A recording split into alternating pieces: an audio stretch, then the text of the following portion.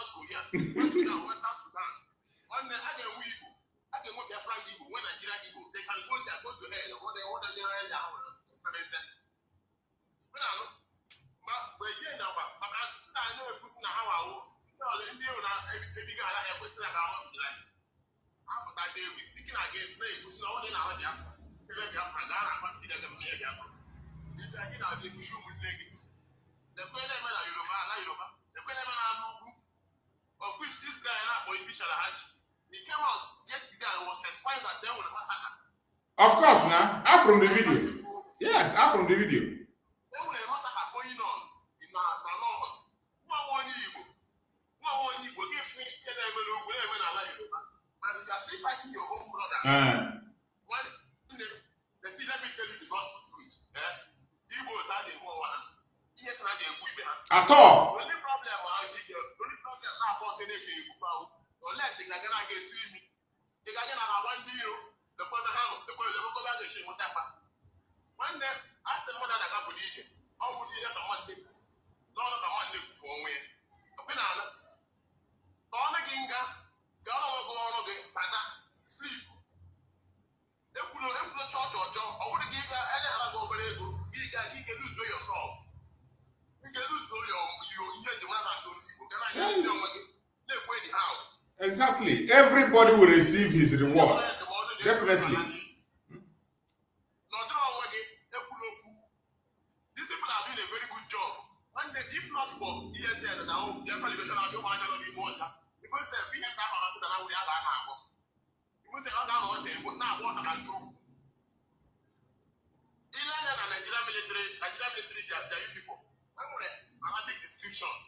Nigeria will go to the country. Be careful. Arabic description again. You as a human being, you can't even reason. Not even have the middle of Lonkata to reason very well. When they forget to. You see, one of the challenges I'm facing when I see if we are fighting against our people. Look at in our fighting against the ESN. ESN was created to secure our people from the hand of the terrorists, whether terrorists in uniform or off uniform. If I get you a creator, imagine so their work is in the forest and they have been doing that job. Instead they support of fighter.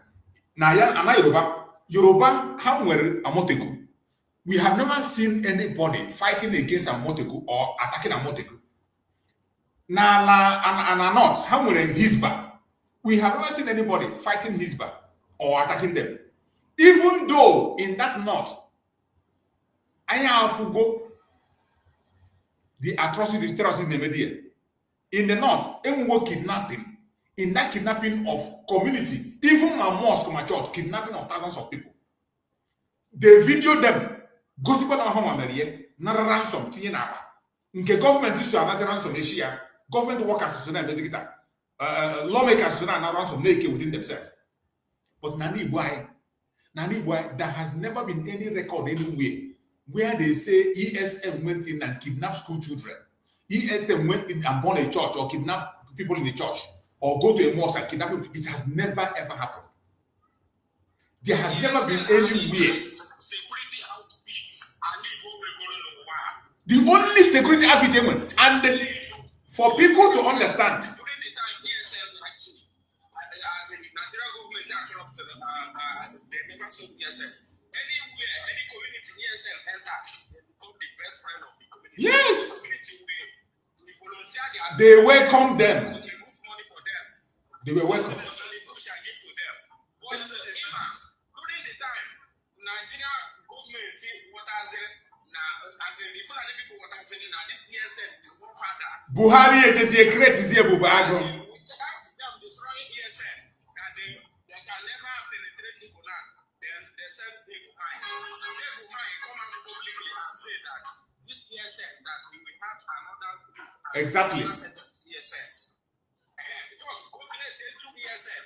But a new group in Nigeria ESL and destroy Asylum of ESL. Because like as and now everyone can insecurity video. Everyone can insecurity video make use.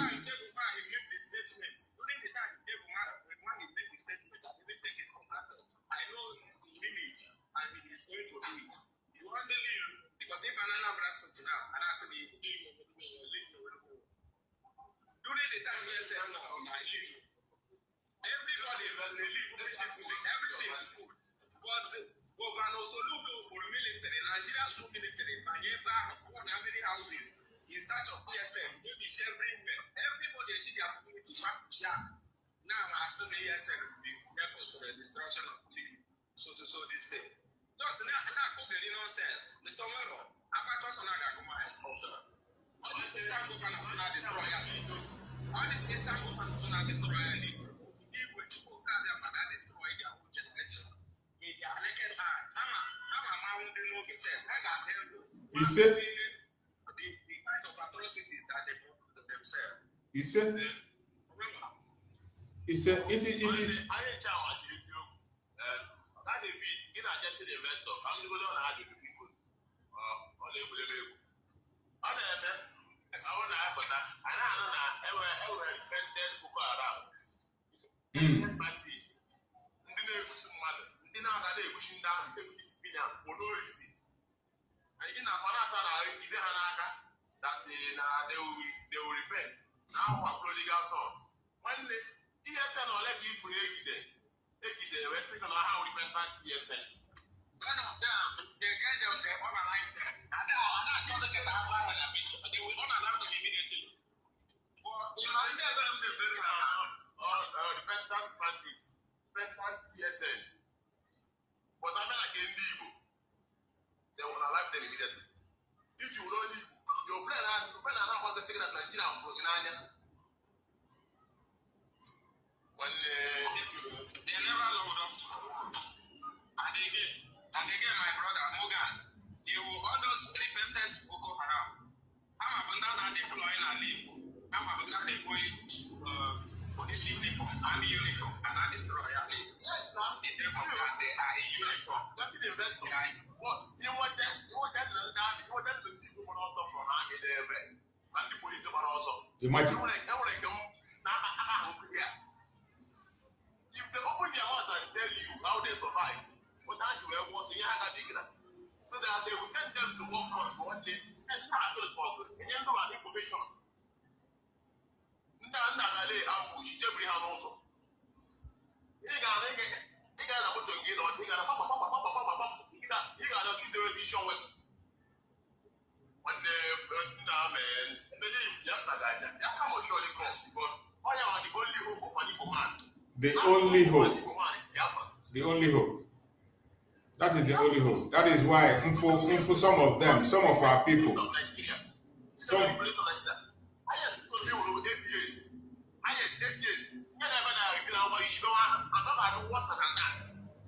It will be worse.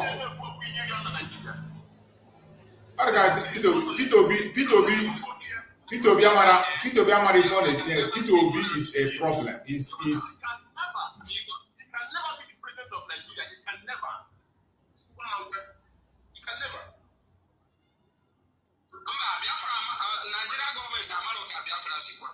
because so say they like this in Nigeria that also even those people supporting them, those people backing them, the UK, the empire, don't worry. They don't know how we are prepared. Yes. During the time we don't say ever get command, Nigeria got work for once. I think Ryan and Chop as in the Ayagada. And I also went to take all those politicians and destroyer. I'm as I would work at the social media. I go to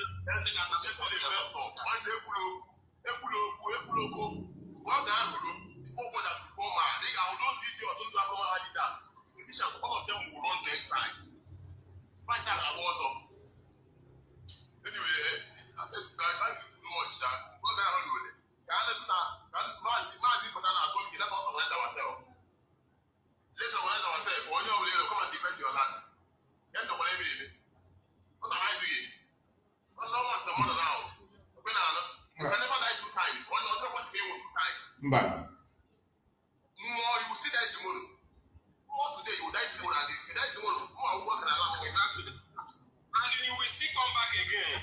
You will incarnate. because anybody who will be on this process of Biafra struggle, the person must come back. Yes, it's better I die in my own country, in my own village, as a lion, than living like a dog in the city. One day, I'm going to just like that. It is well, my brother. It is well. God will help us. God will help us. The only thing that anyone on wine, we need to conduct ourselves properly, because most of the thing they rely on our mistake. Most of the chaos how creates those problems. They create problem for us. They create problem for us, and they blame us on it. So we need to be very, very careful how we handle our issues. More especially, fighting ourselves in public is of no use. Abusing each other is of no use. We should try to have that spirit of tolerance. If you don't agree, no problem. We can disagree and agree with respect.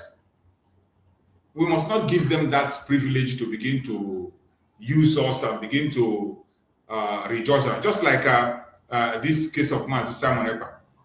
I appreciate everybody that went to that very place. But in Anya, some people's attitude is very different. You go there, you're going there to go and support the cause of Biafra. Everybody there to support the cause of Biafra, regardless where they're coming from. But in Anya, if some people are there just only protect their own image, only to represent themselves, only to make themselves look special.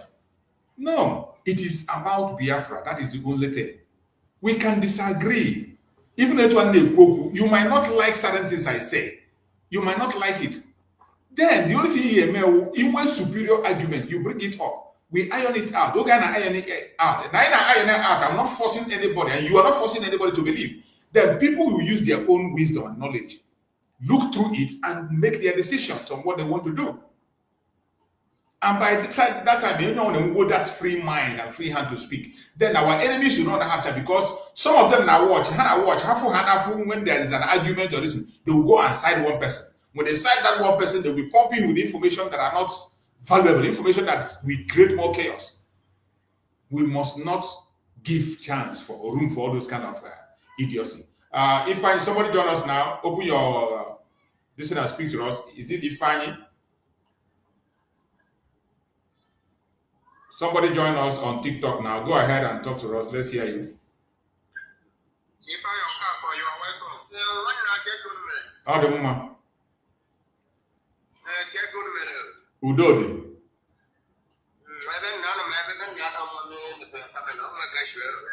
So bad draw. What in your camera? Just. Yeah, and it's only a contribution. It made your contribution.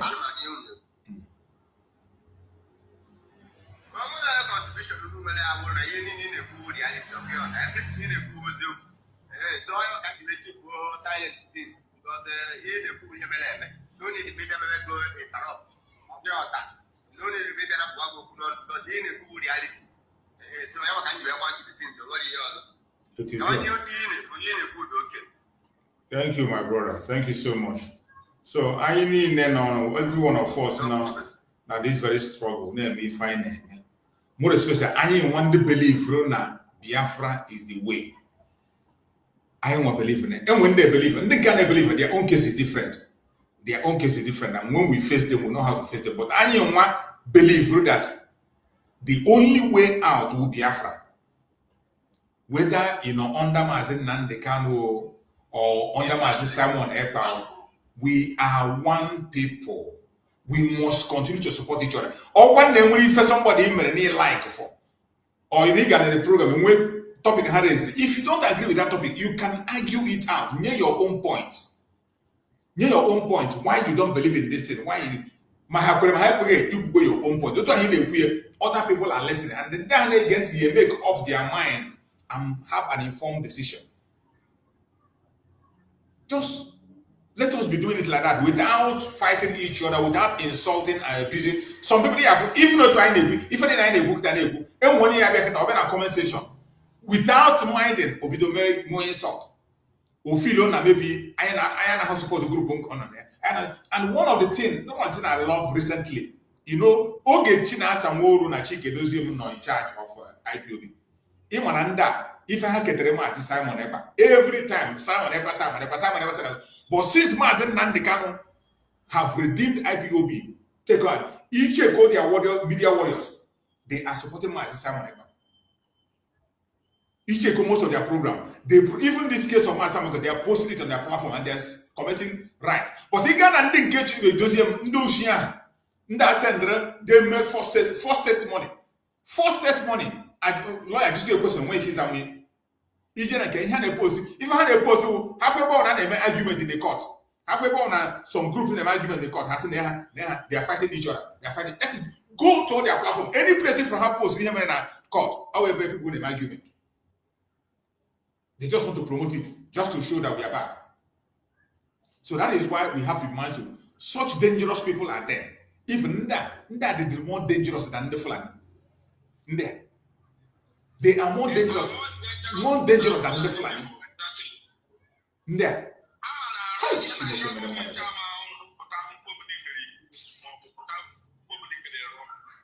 those people, they are alive, as in, they were going to as in, so yeah, they are doing anything possible to bring their people down. But as in how they are late, they are late. Because Biafra stand to go to the extent, no matter what anybody do, no matter anything, they stay in the ground. Let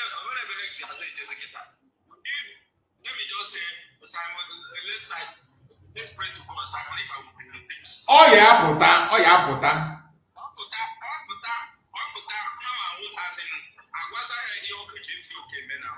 Because just go through their posts. In a movie like ever, if for their posts, they want 2 like, 1 like, 0 like, and I'm not going to be if I'm their life, they are only few, about 5 people, 6 people. And I call up me, she have a and I want around the meeting for it because you have been as in I will go the evil and the atrocity in the just whatever I cannot go back again wrong. But which plan I want the young and I will like every blessed day and how they made the mass in the more you are calling mass in Amdicano name. Okay, anything good or bad about mass in Amdicano is the more you are promoting him. Look at mass in Amdicano. Hey, it's mass in Amdicano now, but I am flying all over the world now. We're going to want to get to Amdicano. Of India, of Russia, of US, of UK, they want to get to Makamas in Amdicano. They want to get to the way to Makamas in Amdicano. Of course, I am the people. But then I can see these people, it's ex-people, ex-gangster, and I can see it's a massive. But someone who got it up to one, you got it up, right? If you are in this life where we are in this life, we will never think that whatever it's supposed to happen. Of course. Even I got a Bible on Dutch Adele. I've been with disciple Jesus Christ and Judas and ever of your time. Neni when it's about to Neni when it's about to so you don't ever say about this shit, you know, mosquito. Like you mosquito on that body anymore, you're quite getting on mosquito that body. I go now. I'm doing I am now. I go down for I'm going to post myself. I'm make sure I got myself. I don't make it to divide it. So, although actually, even Saboto, I know Saboto, and Gao, it's not our own problem. Because I remember you get 50 million people. You got 5,000 people now. If you know what you mean. And what I want to know what you mean. So, you can 5,000. You're John, okay, with the just like if an Abian and the support of Biafra, they're not supportive of Biafra, just let me just say, Biafra people are 99, or let me say 98, but those 2 people, I just the Potako who they basically annoyed well. As in, he was, one put them on him, the basically annoyed well. But everything, we are winning them. There are just few people. And my brothers, the reason they have sometimes, just like all they have their propaganda and then just like this guy right here. And when something open, and if I would their new narrative had they create, if I did how twist to Ezioku had turned all upside down. Even this boy, you better hear that. Also now, and people asylum na UK because of what IPOB is doing to them in Biafra land. Instead of now people asylum because of what Nigerian government made to the IPOB, now they asylum. Or two is to a turn around. Turn around. So that now they see. Oh, you heard the sometimes I gave auntie, you know, so that you keep what because when when they now want the Biafra Hanamian, when they now want do African Hanamian. So we will straighten it. You know, you can in your next program, you talk about it. People are in asylum. People in asylum because of the persecution and the persecution the IPOB and in asylum. Even Al Jazeera, when they interview the Buhari, they will interview. They will go about their persecution.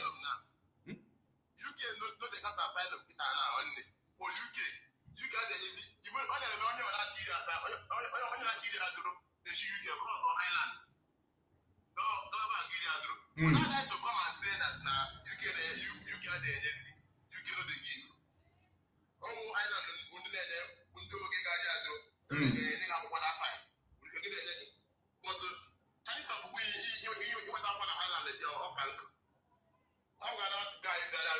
I was shocked though. The thing will be cool. Okay, the thing will be I was shocked. Now, okay, I got an idea. All groups of so they mentioned the name of Master Nanikano. For many times that's home affairs. They mention more than 20 times. You see, can he fail to mention here? Why did they mention his name? Of course, now they hear people are with asylum because of the persecution with the inside IPO. And IPOB is persecuting them. Hi, Chineke Pideni whatever.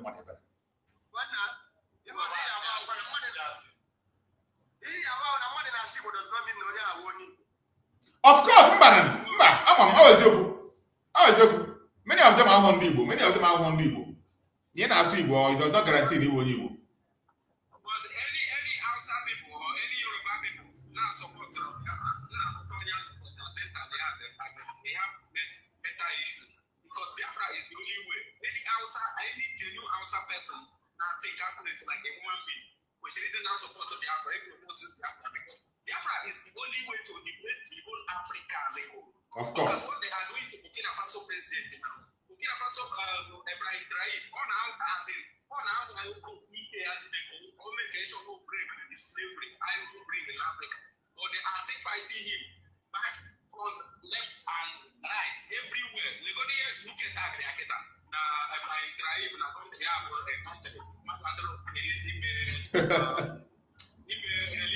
religious something. For religious something. Burkina Faso, the best country in Africa now. Burkina Faso. That is where they operate. That is why Onyana Mahi if always they have where how many people like this just like you go Mazinaneka so that Apoge terrorist not a badge of honor. In our fight for agitation, Apoge terrorist or a badge of honor. Expected it will come. That's why guys we call Gandhi a terrorist. Gandhi or a terrorist.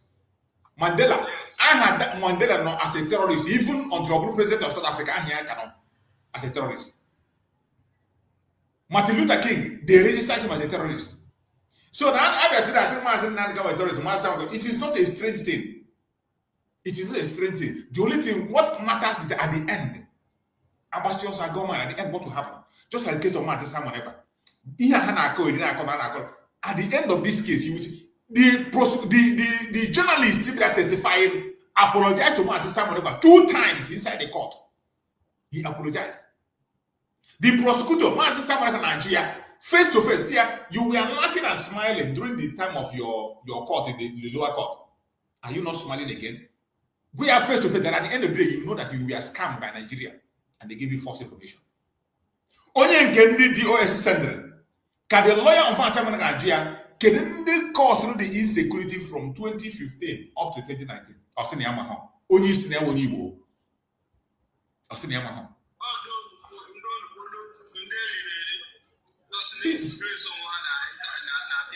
It is so sad. I know here. We will be here. We know that. Yeah. Go ahead. Something you could about Burkina Faso. Trying to liberate Africa from the chain of slavery. Now, what you said is 110% true. You know that France, we're going to go everything off for France, they have put it off. Now, of course. Now, this is Sambisa Forest. Why in Chama does there were an illegal airport? I heard now in the France they're operating now.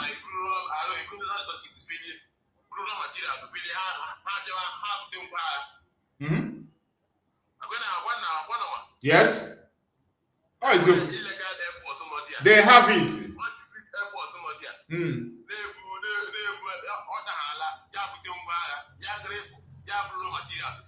Yes. Yeah, this was what was going on in Burkina Faso. Ibrahim Traore stopped everything. Now, how I made it, but God Almighty is with that man. I swear to God, if Fernando comes out, I know he will come out. Yana Ibrahim Traore, this is AES thing. AES, I join them together. Africa will be great again.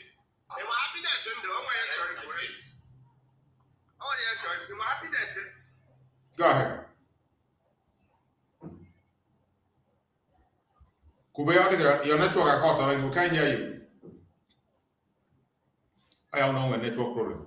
So we will continue to do what we have to do. Every one of us add your own voice. Only one and everything on me. Everything I get here.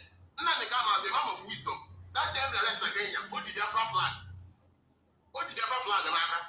When I can't say that every damn thing, them the arrest. I get not here. And now the flag when I get here. And then I got the flag, you want the flag, case closed. And what's in your guy again? Oh, yeah, Yes. all our leaders are going to come out. Mazi Simon Ekpa, Mazi Nandekano, they will all be out. And why every one of us who put more effort on Mazi Simon Ekpa, put more interest on Mazi Simon? Why Mazi Simon made the greatest hit now? How that the release of Mazi Simon Ekpa, we have a great contribution. All the very important and all you a great impact on Mazi Nandekano. A release of Mazi Simon Ekpa, all you great impact on Mazi Nandekano. Exactly. Many countries. But this United States of Biafra had it declared.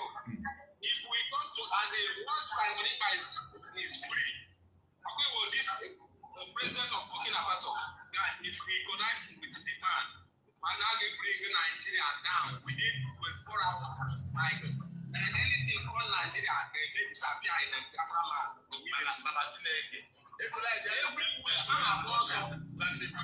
Because somebody mentioned many allies are building with us.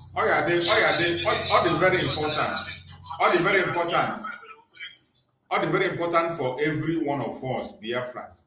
When you mark us a Christian, be seek, Ebro Menala, be seek, Ebro Jewish, even Ebro Muslim, be seeking, call in it, but the Chuko in it, be seeing. Because Mazi Simon Ekpa, we know this case. All your man attract automatic recognition from many countries. And when they category skeptic, they don't want to speak. They don't even Finland themselves. Mazi Simon, we know this case. Finland will take a different position. Finland that we all know, Finland we're a very good country and they have played an important role. Has Nandi Nyere Namibia independence. Finland so when they fight Namibia independence. The only thing is that this Alex Stobb that went there, just like Pharaoh, who doesn't know the Joseph came and began to misbehave. Once Mazi Simon Ekpa is freed, more legitimacy, the struggle, more legitimacy. And don't expect Mazi Simon to come and make noise on internet, just make before. No. Diplomacy will deepen. There will be more diplomatic talk. And many countries in Agavo side by side, they will begin to come out open. Cases are the very important and very critical. And that is why the Nigeria and to have Britain natural you make sure that nobody is talking about it. They suppress it and make sure nobody reports it because Mazi Simon Ekpa win all this case. Biafra win. This is Biafran case. I'm seeing Biafra. I see Biafra in international court. I am seeing Biafra in international, and this is an opportunity. Mazen Nande cannot look for this opportunity. Or this opportunity, he couldn't get it. Mazen Simon Ekpa, he was praying for it before AJ for declaration of Biafra. Mazen Simon Ekpa made a program. Meeting hold the meeting, cabinet meeting. In that cabinet meeting, the video in public that have been released is in public. Mazen Simon Ekpa said that Ogo Jerejegwa Finland police that Anna Kwadi declare Biafra. We are this thing actually will bring international attention. Also that I know. Also now I'm not if you're not. I see when you're putting international. I see anyone this thing in academia that it will attract the attention of the president of Finland. Or what the policeman see if I have a job. No may attract international attention and the Finland police. That means that Yemete here, the hand message Biafran Hemete. So no may that is not a mete. So this is the made of Finland. He is aware.